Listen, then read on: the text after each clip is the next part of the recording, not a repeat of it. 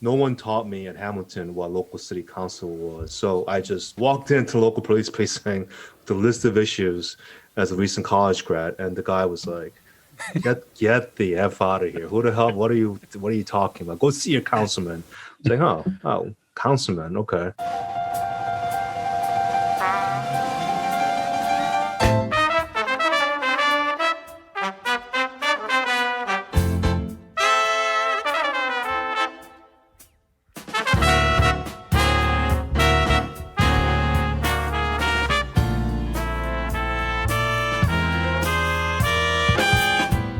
Dave Bolger here, and welcome to Had I Known, an exploration of the Hamilton College experience.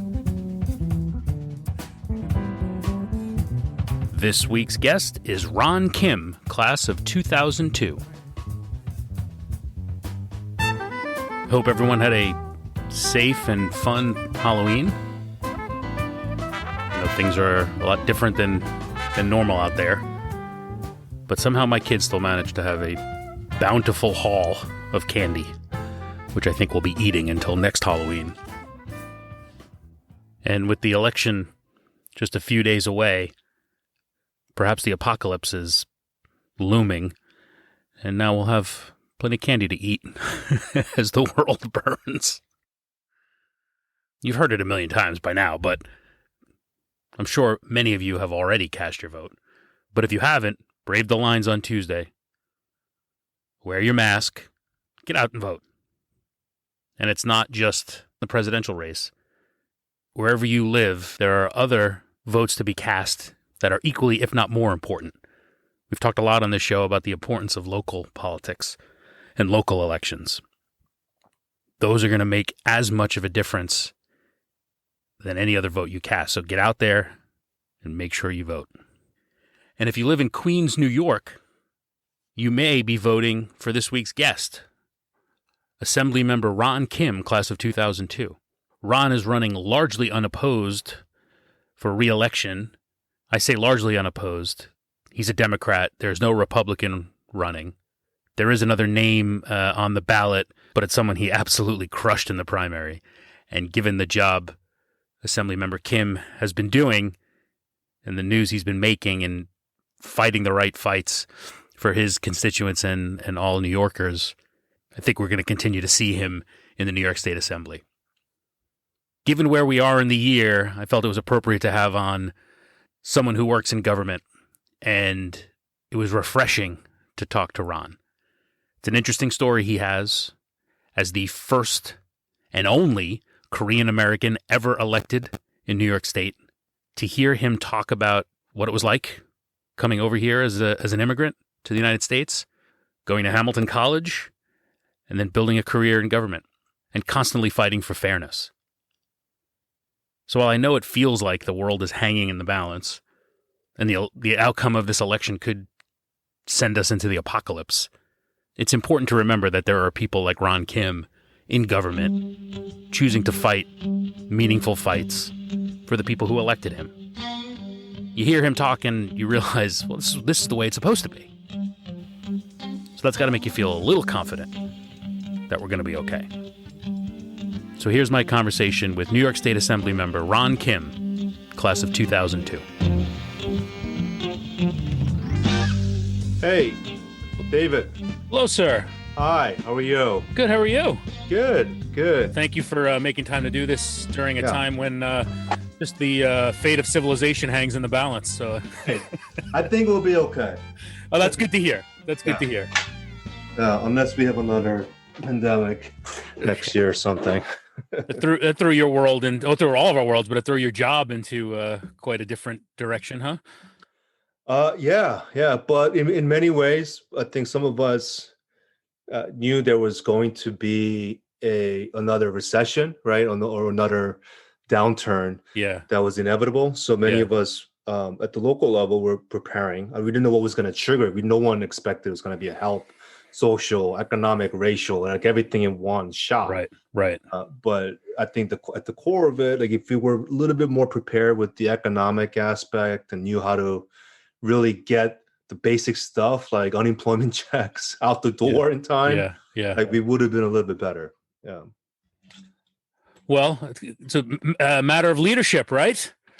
Yeah, I think it's a matter of leadership. I think it's a matter of ideologies. If it's a combination of all of that. But we'll see, man. So what? So you're working you work in the marketing department at NFL? Is I that do. I do. that's Yeah. very Yeah. Yeah. Yeah. cool. You know, my dream at some point as a kid was to make it to the NFL. I thought it would be playing fullback for the Giants, but Oh, you play yeah, ball at Hamilton? no, I actually, well, I got recruited to play at Yeah. Hamilton, and and I was, I was, I was going through some personal stuff my senior year of high school. My mom got real sick, and kind of the interest in playing football had started to fade as I got into the summer. And when I got to school, I felt like where my head was at, and one of the reasons I used football to get into the best school possible, and that was Hamilton. Right. And I was sold on the NESCAC. It's an extracurricular activity, and it just felt like at the time it was being run like as a serious, far more serious program than I thought I was getting into, especially for where my interest was. So before any practices started, before anything started, I talked to Coach Frank at the time and said, "This isn't what I was intended. It's not. It won't be fair to anybody if I do this half-hearted." So I bowed out, and then decided to shed the pads and play rugby instead. Oh, that's cool, man. You played football, right? I did. I played for 2 seasons. Left school. Well, I'm sorry. Are we recording or are I we? just I hit record before you join, and Oh, you did. Okay, and so piece we're it together. Yeah, yeah, yeah, okay. So we're all right. We're live. yeah, Okay. yeah, yeah, yeah. Yeah. No, I played ball for 2 years, and I have had some personal, uh, I guess, setbacks and issues that I had to work. So I left school for about a year. Huh. And when I came back, I played, I think, another season. I tried to play off season and ended up actually taking on boxing lessons at the Interesting. Utica Boxing Club Interesting. for the remainder of my time there. But Do those yeah, skills transfer into now in public office? yeah, no, definitely football. It's definitely a lot of life lessons Yeah, from learning, being on the team, and just staying disciplined and all that stuff, and being resilient. Yeah, definitely a lot of transferable life lessons. sure. No matter what field you go into. Yeah, it's true. Any team sport really, is supporting another one, and you're only as good as your weakest sort of member, and picking that person up. And Yeah, no, they're definitely, and especially now at a time dealing with the pandemic, right? When yeah, it's crystal clear our communities are as strong as our most vulnerable members. yeah, Like if COVID doesn't discriminate, like it doesn't yeah, matter how much money you have, where you work, you're documented, you're undocumented, doesn't matter, man. Like you have to make sure that everyone is tested and taken care of, and we still can't do it right. And I think when you come from a team like Hamilton. I don't know what year you graduated, but our team wasn't that great. We only won like 1 or 2 games well, in years. no disrespect to Hamilton football. I think any year you look Yeah, at right. it, But to grind it out and to be part of that ambiance, sure, and continue to show up to practice even after like losing season. sure, It's not just about winning or football. It's about the camaraderie and picking ourselves up and encouraging others. And that's the lessons that I picked up. That it was clear that other teams might have recruited better. They had some Division I caliber at like Williams and other sure. schools, but the cohort of friends that I play football with and still are friends with, we were just more persistent and resilient, and Mhm. and we were able to really pick ourselves up regardless of the short-term setbacks. And that's something that I still reflect on, and how those moments shaped the way that I conduct myself as a public servant and as a professional. Interesting. Is football what brought you to the Hill? Yeah, it was. So I went to Riverdale Country Day School in the Bronx and in the city, and I played football there and a number of other sports. And at the time, at the city level, Bruce Cutler did a lot of the recruiting out of Yeah. these local prep schools because I think I, he went to Poly Prep okay. I out of remember. I Brooklyn. remember sitting in the on my recruiting trip, sitting Yeah. in the coach's office, in Coach Frank's office, and his phone rang. He said, "Oh, hold on 1 minute." And it's Bruce Cutler. I got to take this call. And Yeah. I was like Bruce Cutler, like Yeah. John Gotti, Bruce Cutler, really? Right. Yeah. And so Now I it's don't know if he actually had him on the phone or if he was just doing that because he knew I right. was from Long Island and knew I knew the Right. name. You know? Yeah. No, but he did a lot of the inner city recruiting. And I went to Hamilton as a HEOP student, the higher education opportunity program, Yep. and went on pretty much a full ride to go to Wow. Hamilton. Wow. So I was looking at a couple of schools, and it was between Bowdoin and Hamilton and Fairfield University out in Connecticut. Yep. They were Division One, I think, Double A, and it was in their third year of the football program, so they were Mm. trying to build up. But Hamilton came back and said, "Okay, here's your financial aid package," and it was okay. I'm done. I'm not going anywhere. Like because it's a beautiful campus, and you offer me a free ride. I'm like, okay, I'm there. Right. Tell me Right. when. Right. And Right. that's how I ended up there. And that's also the reason why, as a legislator, I fight like hell for HEOP and TAP and all these other programs that allow some of the inner city urban students a chance at going to an expensive college like Yeah. Hamilton. Yeah. Yeah. Yeah. Yeah. What position did you play? In college, I played defensive back. Okay. And then in high school, I played running back. So, Well, high yeah. school is always, I remember the thought of going from high school to college of playing both ways to actually only playing one position was really interesting to me. I was like, wow, you mean I can actually breathe for a moment, not have to play both ways? Well, I think in high school, a lot of us took defense off. If you played defensive back, it was like a time off. No one really threw in my league. That's right. That's Yeah. funny. And commuting from Flushing up to the Bronx every day, huh? You're a Flushing guy, right? I'm a Flushing guy. Yeah, Yeah. I'm an immigrant. I came here at the age of 7 from South Korea, and Flushing was like a transient place where a lot of Asian immigrants and Asian Americans came here, and they continued to come here. And all my family, they were living here. My uncle he actually passed away this year at a nursing home where it's COVID presumed. I'm sorry for that. Thank you. He was a U.S. Army captain who was able to get a lot of our family members the paperwork to come here, to immigrate here. And it was like 1987. That's the year that I came here into Flushing. It was the Mets had just won the World Series. It was a great time. And my uncle was like the only Republican of Korean descent at the time in the entire borough of Queens. And he was like a big Ronald Reagan fan. Like it's all I don't know who Ronald Reagan was. I came here as a kid. So he wanted to name me, like give me a name that was fitting of my experience at the time. And he decided to name me after Ronald Reagan. And I tell people, that I was named after Ron Darling. That works better in Flushing. That works better in Flushing.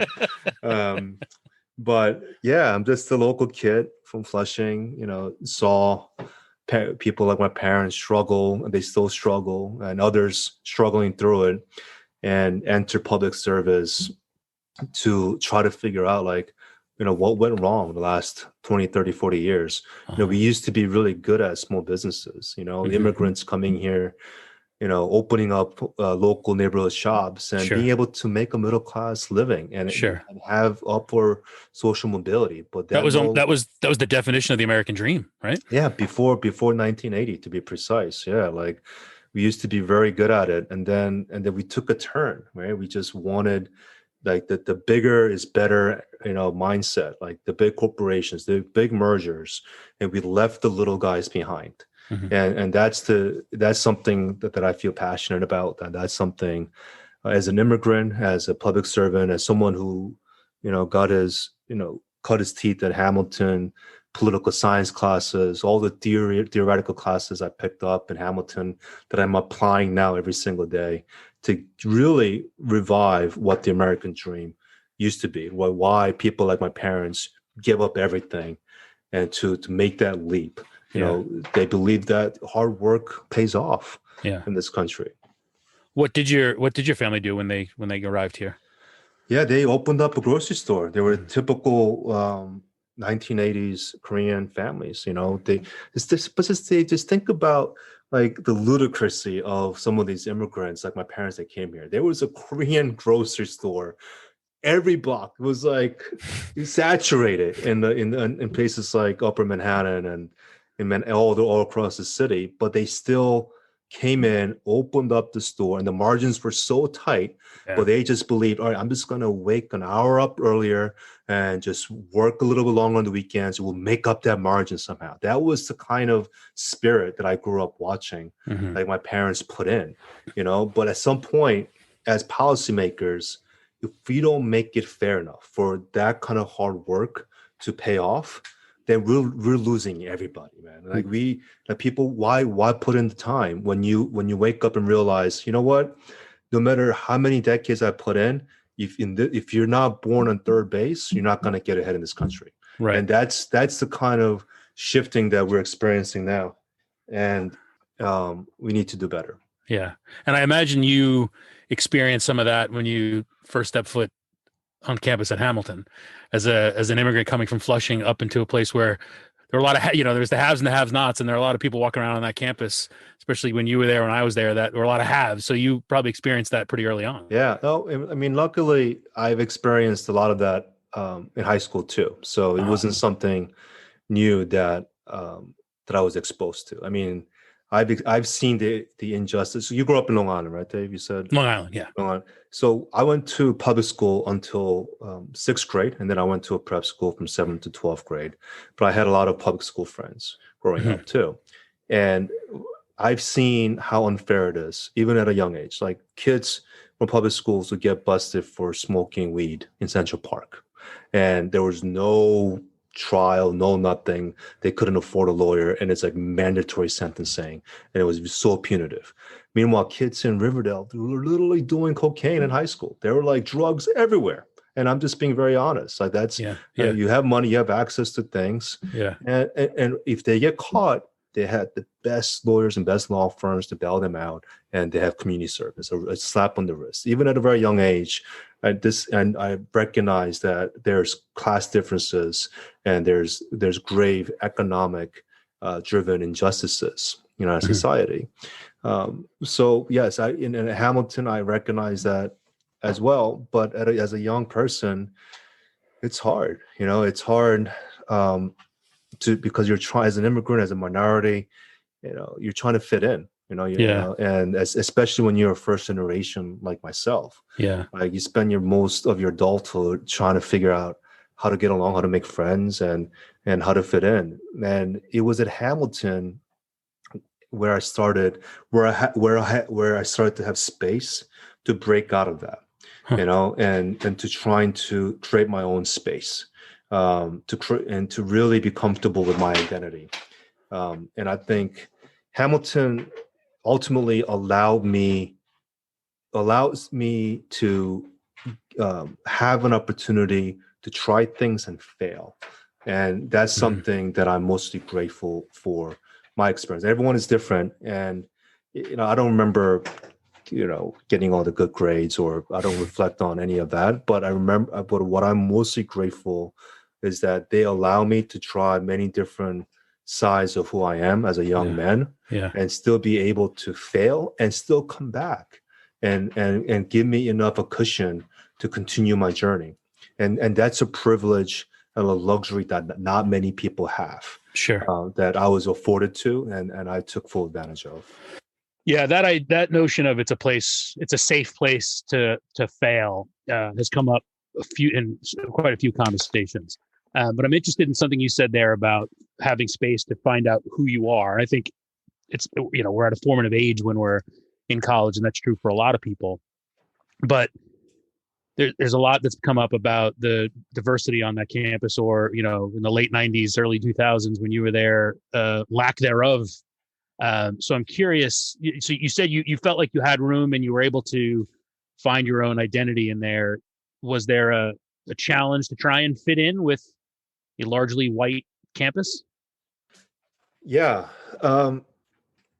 that's a good question. I mean, at that time, I joined the fraternity in Mhm. my freshman year, Delta Upsilon DU. I was a DU brother, and I thought I had a clear path. I go to Hamilton, I play football, you study econ, you get a nice internship at Goldman in the summertime, and you become an analyst, and that was set. You're set for life. That was, you know, it was. I thought I had it set. I thought I Yeah. was made, and it took a couple of traumatic experiences for me to break out of that. And I lost a couple of friends, uh, when I was 16, 17 years old, right before I started Hamilton, Mm. um, of very wealthy families who went through some of the worst painful experiences. And being at those funerals, it just, you know, pushed me to just go beyond uh, the model of success that I've been grooming, I've been conditioned to accept. Mhm. Mhm. And I went to Hamilton, all the idea of no, and then I realized I didn't want to study econ, I didn't want to do any of that. I studied philosophy, political science, started taking all sorts of classes. And the longer you have, the more of a distance you have from the Hamilton experience, the more regrets I ended up having of not taking more classes. Yep. Does that? I mean, is that? It's kind of weird. Like, Oh, I sure. wish, I wish I would have taken those. I would class with that guy, with this guy, or this Yep. Yep. professor. I wish I could have biked more. I wish I could have enjoyed the outdoor activities. All these regrets start to Yeah. come in, and you Yeah. realize, man, you were just in such a beautiful place, Yeah. and you could have done so much more. Um, but yes, I did, try to fit in with the conventional athletic crowd that was structured for me, and experienced every aspect of it. I was a frat boy that you know went to every party imaginable and every social gathering. And back then we were the last generation that didn't have social media, smartphones. Yeah. Yeah. We Yeah. just started to have beepers. That was like because we finally had an email on campus, right? So back then, when you're living it up and experiencing life, you actually lived every moment of it. Like, you couldn't text someone to meet them at a spot. Like, Right. it was a No, you wrote very on the whiteboard, "Meet me downtown" or "Meet me here." And if right, they saw the whiteboard, they were together. If not, then right. It was you got together at the dining hall the next morning. right. It was very personal, and like every beer, every underage drinking was very personal. Yeah. It was very planned, and it involved, like, there was a human aspect of living that Yeah. I felt like I was in the last cohort in college Yeah. to experience. Yeah. So I don't have any regrets, just experiencing all of it and seeing the goods and the bads. My politics is no longer aligned with the frat boy kind of living and mindset. Like, Mhm. I've evolved since, but the closest friends that I walked away with also feel the same way. They don't Mm. they don't prescribe to the dominant, like, nature of hazing and pledging and all that Yeah. stuff. Yeah. But even at that time, it was clear who the leaders were in that pack. The kids, the friends who stood up for others who were being treated unfairly by their older brother, Sure. right? They didn't just become a brother to punish the younger guys. They actually try to recruit a diverse group of pledges, and really be inclusive, and really uh, build a camaraderie. And so those are the friends that I walked away with, because even at that age, I realized, man, I want to be like that guy. Like, Mm. how does he have the courage to step up and call out an older, like, fraternity brother for him doing the wrong thing? Like, I want, at some point, like, I want to be like him, and I always aspire to learn from them, right? And Yeah. inspire, and even now, like, those friends that I keep in touch with from Hamilton, my closest friends are from Hamilton. They all had individual character traits Hmm. that I felt like I could benefit from, and it comes from, like, an athletic mindset, right? I don't know Yeah. what other sports you played growing up, but I played, like, tennis, and I wrestled. And one thing that I was trained as a young athlete was that you never want to play, especially individual sports, with someone who is worse than you. Right, right, right, Right? Like right. like you want to wrestle with the best of them. If you Hmm. want to run the 40-yard speed, like make sure you're racing the fastest kid on the team. Right. Don't you know? Don't do anybody else a favor. So I think everything in life I've approached it with that kind of attitude. Like you know, who do I aspire to? Even among friends, like who do I aspire to? Who inspires me to be better? Hmm. So you abandoned the Goldman Sachs path, and at some point decided government was the path. How did that evolution take place? And I studied political science. I studied philosophy in college, and just like you, I kind of dove into the advertisement marketing space Hmm. for a couple of years, and it was out of college, my freshman year, when I first came back. I had a like an internship analyst position ready for me in Boston at an investment place. And my mom, being the only child of immigrants, she insisted that I come back at least for the summer to Flushing and spend the summer with them.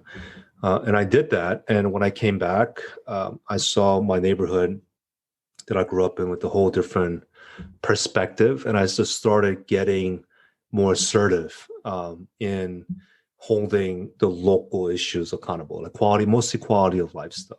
Hmm. Like, why don't we have basic service or sanitation?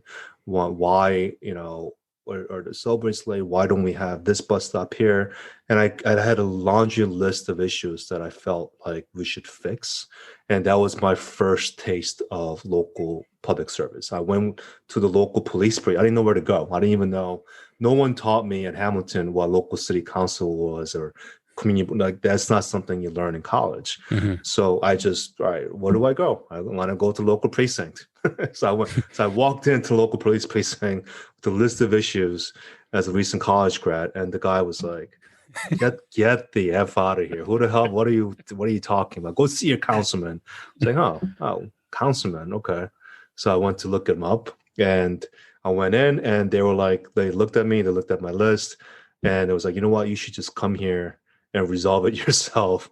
And they recruited me to be like a summer associate that summer. And that was the beginning of my public Interesting. service career. And did you think early on that elected office was in your future? Yeah, no, I didn't think I wasn't thinking about running for office. I mean, a kid like me that grew up in Flushing, I never saw anyone that looked like me in office. I never saw anyone running for public office. It wasn't in my radar. Like everyone of Asian descent, they became a lawyer, doctor, or investment banker.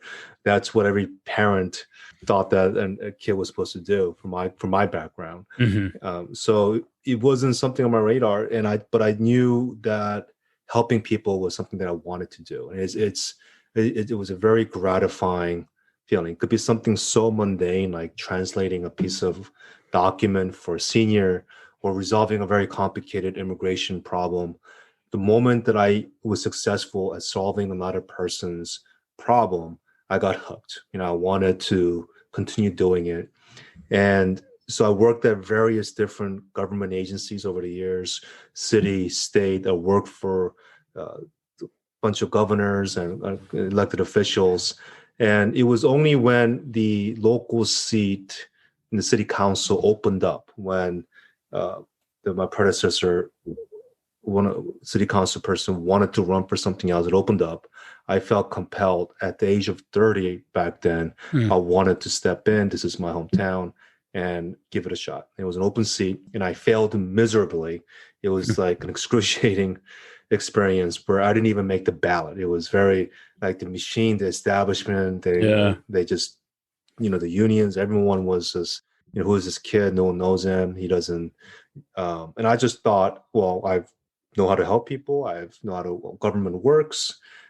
But campaigning and politics was a whole nother beast Uh-huh. that I had to learn after that failure. And it took me a couple of years to figure out what it is to really campaign as a candidate.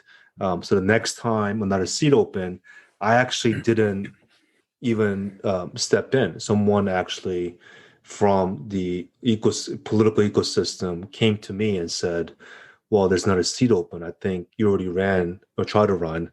Why don't you try this seat? And at that time, I was able to put all my ducks in a row and run in a very competitive primary in 2012 and won with less than 300 votes for that election. Wow. And I imagine that scenario of someone tapping you and saying, now's the time. The little I understand about local government, local politics, and you mentioned the machine element of it. You kind of need that, right? It's almost like a country club sort of. You need a sponsor or someone to vouch for you. So in that time between the loss and that, what did you learn and what did you do to get yourself more noticed and ready for the next race? Yeah, I just knew who the decision makers were, who some of the stakeholders are, and made sure that I was building the right relations with them, and so I can position myself to be in the optimal place the next time something happens. I don't know what, but I just knew what my shortfalls are and where my weaknesses were, and I try to rectify that in the next couple of years. But having said that, but now we're in a whole different era. There's an anti-establishment vibe. It's actually not that beneficial to have the blessing of the establishment anymore. So it's a highly volatile, highly disruptive setting now of politics, and so we're seeing people not wait in line and not play the rules that was set for them, and they're just running in and diving in and trying to take out the establishment. So the political upbringing that I grew up in is no longer the model that people are applying in current politics. And your political philosophy, your political leanings. I mean, you've been very outspoken in support of Bernie Sanders, and I hear you from early on understanding the underprivileged and fighting for them. But how has your political beliefs sort of evolved as you've spent a career in government?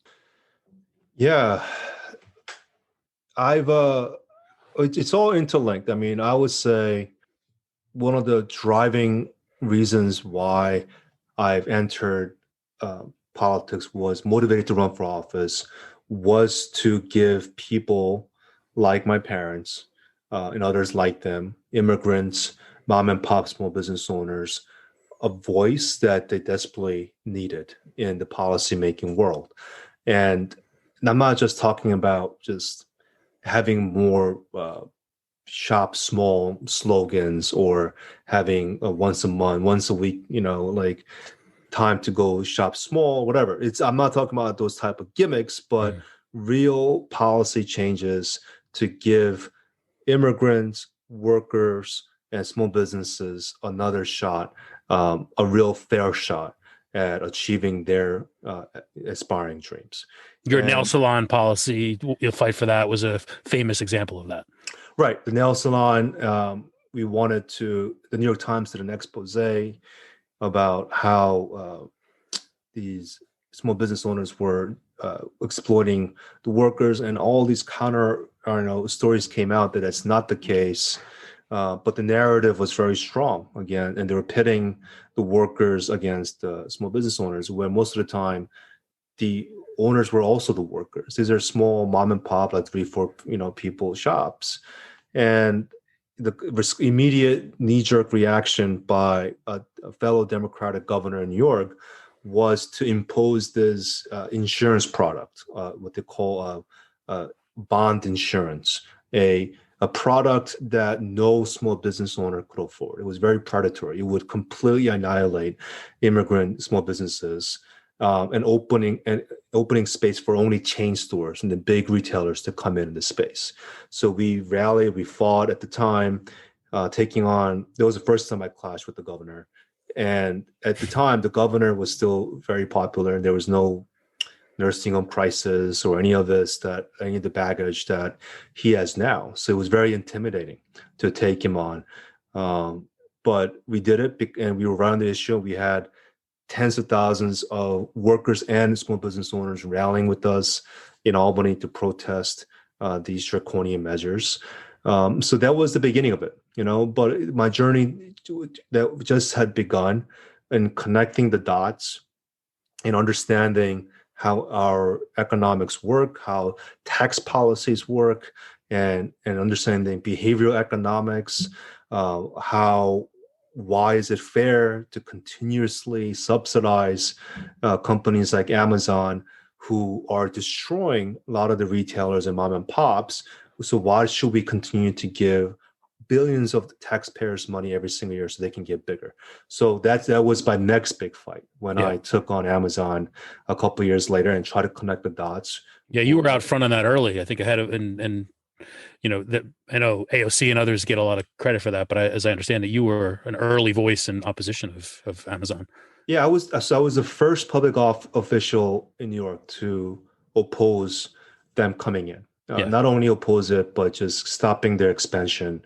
Period. Because I felt, and I think a lot of Democrats, especially moderate Democrats, they talk about there's plenty of space for the big guys and small guys to do equally do well. Like it doesn't work that way when the big stack is constantly profiting off the little stacks. Like and we're subsidizing the big stacks to get even mm-hmm. bigger. Mm-hmm. So the model is no longer sustainable. So we have to take a stand. We've done. This isn't the first time that America took stances against big monopolies. Like we've done it with AT&T. We've done it with Standard Oil. That's why we have antitrust law in the first place. Because in order for open markets to succeed, we have to make sure that no one dominant player, Sure. monopolizes Sure. the space. So that was my next big fight, and that naturally led me into being more aligned with people like Bernie and others who understood the importance of protecting the small guys in the market space. And Bernie has actually done stuff with big agriculture too in the Midwest that resonates with small farmers. And this isn't something that's only for New York City or like urban. Like it's resonating all across the country, which is why I think he would have hands down won the primary, because he was able to connect on all across the country on some of the economic unfairness that a lot of us are experiencing right now. So when you throw, look, I don't want to get into the presidential race so much because I think your story and the importance of local government is far more interesting. But since you're on Bernie for a second, people I think started to fear the infighting. Right. But here you are, an assembly member in New York State doing battle with a Democratic governor, and not ashamed to do it, and doing it all for the better of your constituents. And I feel like that gets lost. Fighting in politics isn't bad, but I think we've started to sum up all fighting in politics as right versus left, and it's bad. And if there's any faction on one party, that's a problem. Yeah. But I don't think you see it that way. Yeah, I don't see it that way. I mean, when I take on a corporate driven politician who prioritizes the big corporate interests over our most vulnerable constituents, it's not a fight between the left and right. Because, for example, when I take on the governor, I have a coalition of conservative Republicans and socialists that are equally that are aligned on these issues that I'm focused on. It's just the people who are stuck in the middle, that are defending the status quo, that are confused, that don't know where to go. And I think that's why some people believe that when you model this out, the Republican Party will be obsolete, and it'd be more of a fight between the middle and the left. Between the social democrats, democratic socialists, however you want to call it, versus the moderate, pro-corporate type of Democrats. And I think we can see that kind of trend happening because part of the Democratic national effort was to recruit as many of the Republicans on the cycle to join the Democratic Party. So if you continue this trend, I think that's where we're going. And it's the right, I think, policy debate that we should be having. Like if you look at the history of great depressions and great recessions, every time we had an economic downturn, the biggest corporations and the billionaires and the ultra wealthy, they took a giant hit. Now they've always paid their fair share, if not more. I mean, FDR, after during the Great, he wanted to confiscate 100% tax rate Mm. of the top tier class because his philosophy, and he himself at the time was a billionaire, and saying, including myself, no one should be making money when everyone is, struggling. They can't Yeah. pay for food. And right now, what we've done is we made our system so resilient for the top, 1.01% in terms of protecting their capital assets and making sure that they can hide their wealth through tax shelters. And we're looking the other way, like whether Yeah. it's tax avoidance, tax dodging, like we have legally codified a system where we protect the wealthiest assets despite an economic downturn to a point where people like Elon Musk, Jeff Bezos, everyone else is making hundreds of billions of dollars in the last 7 months during the middle of a pandemic. Yeah. And that's a clear sign that something is not working. Yeah. You mentioned Bezos and the fight with Amazon. I saw something written recently that talked about how they're taking over Citi Field and have kind of transformed that into a makeshift factory. Did they backdoor their way into your neighborhood? I have not seen that, but thanks for Okay. letting me know. But yeah, no, I mean, listen, I'm not. My wife uses Amazon. I have an Amazon Of account, course. and I get stuff delivered. My fight is not with Jeff Bezos or Yeah. even the company itself. It's because if it's not Jeff Bezos or Amazon, there will be another Right. corporation just like them maximizing all the loopholes and tax giveaways to do what they're doing. Right. But I'm just saying for every time we get an efficient delivery in less than 24 hours, some business, some small business, some worker is getting screwed in that pipeline. And we can redesign it where there's plenty of space for people that on that chain to also make money, to also enter the middle class and have social mobility like we used to have. Yeah. Yeah. So you mentioned fights with the governor, and then your latest one is over COVID and nursing homes. How is that going? It's still going. He is in the middle of uh, going around on the national tour to sell His his book? leadership book Yeah. on COVID. So the thing is very distasteful when we're facing most likely a second wave for him to do that. And especially when we have a state that had over 33, 34,000 fatalities, and the most number of deaths in the country. Yeah. And a lot of it fell under his watch.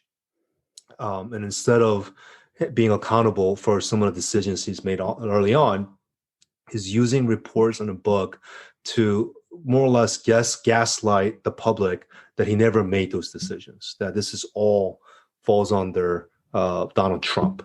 And Donald Trump made mistakes. We can hold him accountable. We can also hold our local governors and local mayors accountable at the same time. Sure. And for us to not do that, I think we're not being uh, factual, and it actually hurts our ability to protect people in the future. Because if we can't be honest about mistakes we made just because of the political affiliations, we will end up actually killing more people in the future because we'll repeat the same mistakes. It feels like a lot of that is this national rhetoric, social media rhetoric of you either 100% right or you're 100% wrong, and there's no nuance, right? And you can do things right and get things wrong simultaneously in a large, complicated issue like managing a pandemic. Um, as someone like you who pays attention to the details, because that's where that's where your constituents live and breathe, and where you need to drive real change. Do you feel that pressure of it's either right or wrong and that's it and there's no nuance? I mean, you live in nuance. Yeah, I mean, I never really thought about it that way. Um, but another way to frame that is when you're in a position of power, like Andrew Cuomo, the governor, you end up in the way that he climbed to power, you end up defending many different versions of the truth. Mm-hmm. Mm-hmm. Versus a person like me and others like me who are constantly in pursuit of the singular truth, because we believe by definition there's only one truth, right? Right.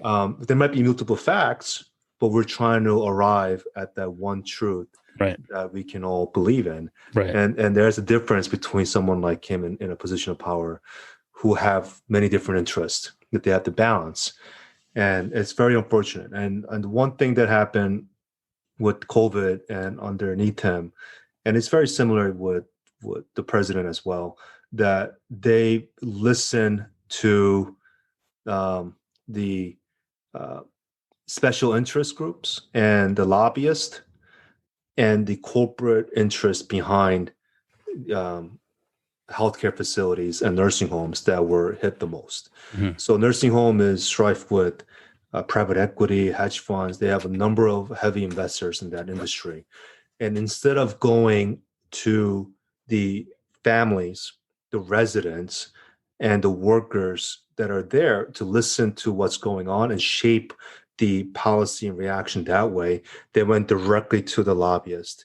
And what they've done early on, back in March, April, was craft a higher liability bill, a get out of jail free card for the executives, the shareholders, and the business leaders in that space, so they can't be held liable, be sued, or be charged with criminal offenses during this pandemic. That's like the first legal response that he had to the pandemic.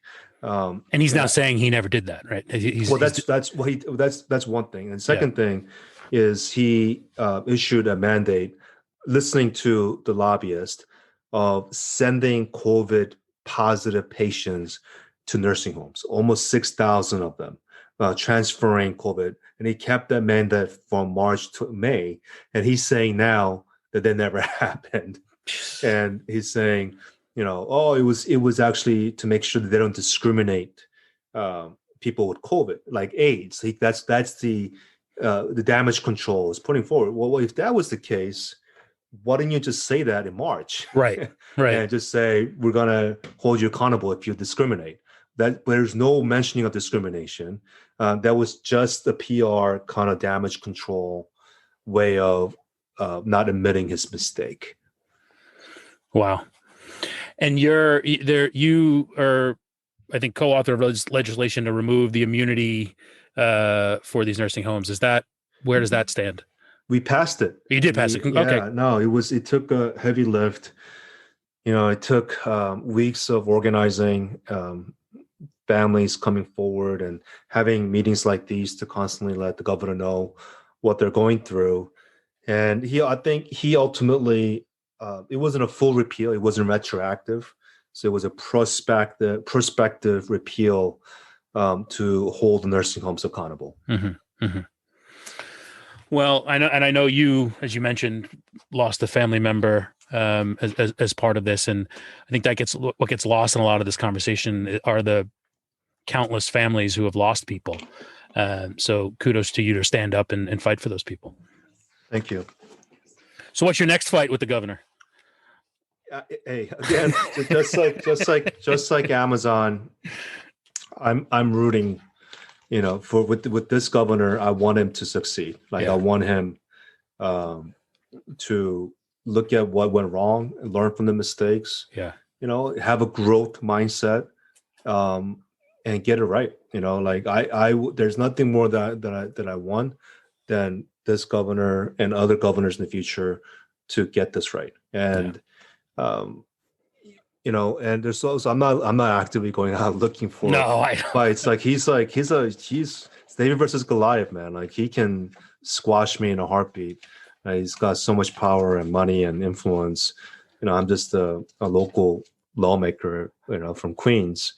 But I think it's important that he respects people like me and others, and he seeks partnership instead of having this kind of top down. That's his persona, that kind of authoritative figure, and that's why he's notorious press conferences. You're in marketing. I think it's a very controlled, authoritative persona. The tie, the pen, everything has to be perfect, and the PowerPoint, the slides and the imagery. Slides, right? That's you were told when you take public speaking classes, not to do that. Like that's not an effective way of communicating. Yeah. But that's his lane. That everything, even the temperature, is at like 68 degrees wherever he goes. Like everything to a T is about control and dominance. Yeah. Yeah. And I think there's a lot of psychological, play here. I think what is that? The Milgram experiment. Have you read No. about? This is an experiment that was notorious. They did multiple versions of this over the years after the Holocaust. They've were wondering why didn't any of the soldiers who knew that was wrong to pull that trigger not say something and not pull the trigger. And they did this experiment over and over to have a study where you had a subject that come in and and the other person in front of you was tied to all these electric wires, and a person with the white robe, a doctor-like figure, would come in and say the purpose of this study today is to see if the electric shocks has an impact on the person in front of you getting the test questions correct.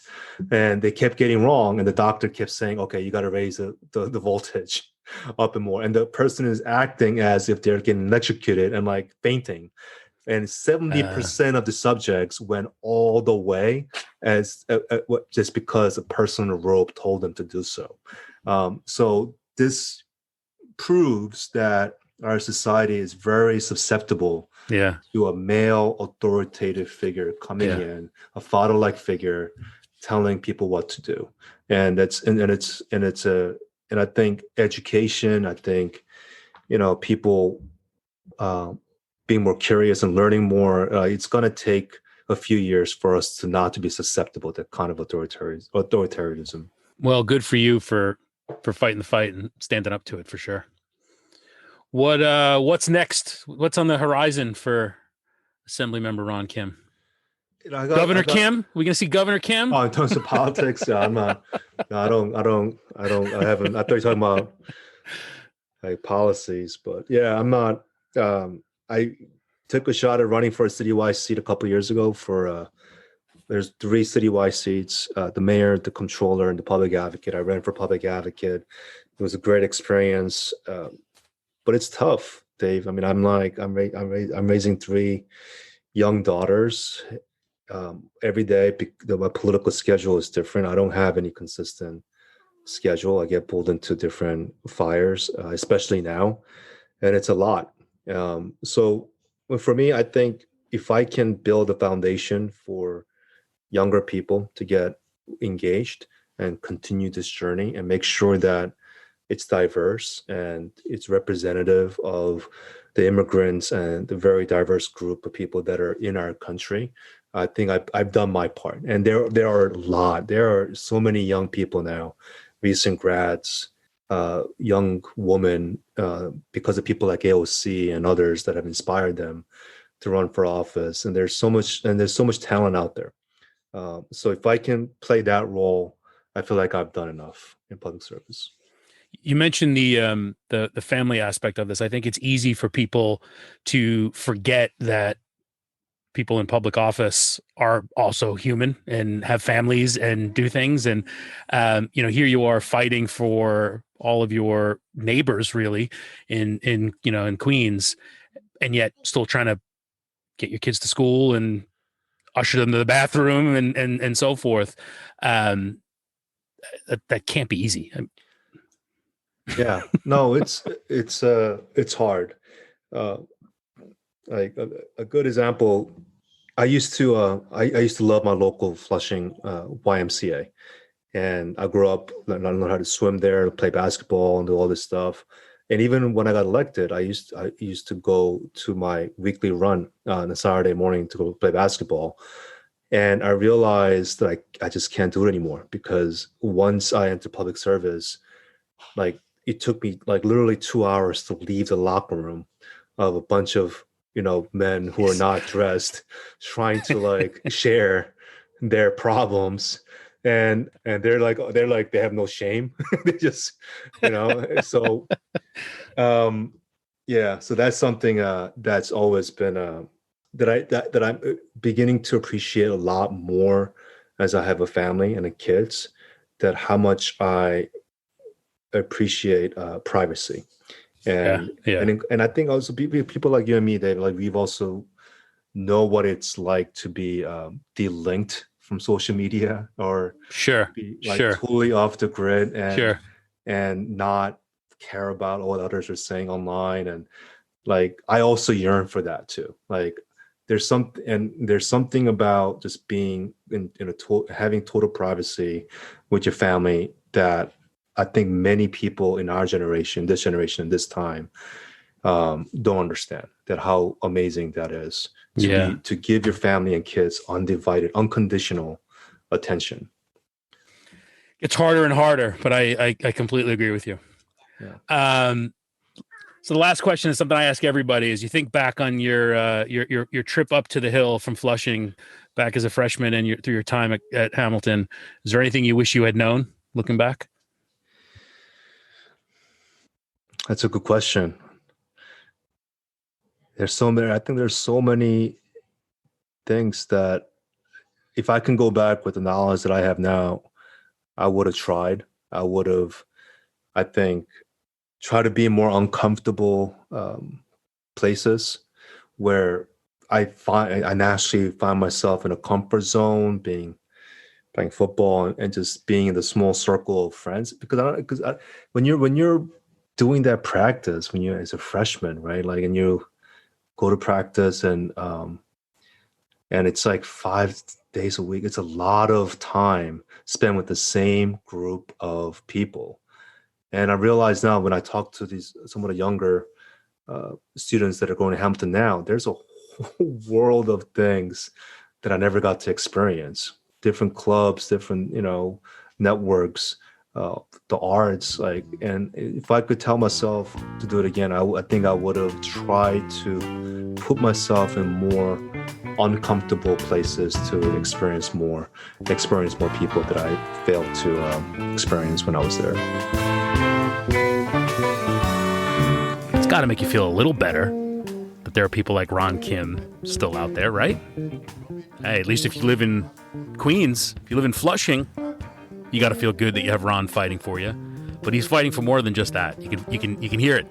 Not ashamed to stand up for what he believes is right. Not ashamed to fight hard fights. And the guy's been winning a lot of hard fights too. If there are more Ron Kims out there, maybe we will be okay. My thanks to New York State Assembly member Ron Kim for joining us. Make sure you get out and vote if you haven't already. It's an important one. And wherever you live, whatever state, whatever city, whatever neighborhood, find the Ron Kims. Find the people who are going to fight for what you believe in and stand up for you. That's what it's all about. You have been listening to Had I Known on WHCL-FM, Clinton, New York. HadIKnown.buzzsprout.com. Had I Known Show on social media. As always, my thanks to Dr. Michael Woods for supplying all the music on the show. And, of course, as always, Doc is going to play us out. Hope you enjoyed the show. We'll talk to you next week.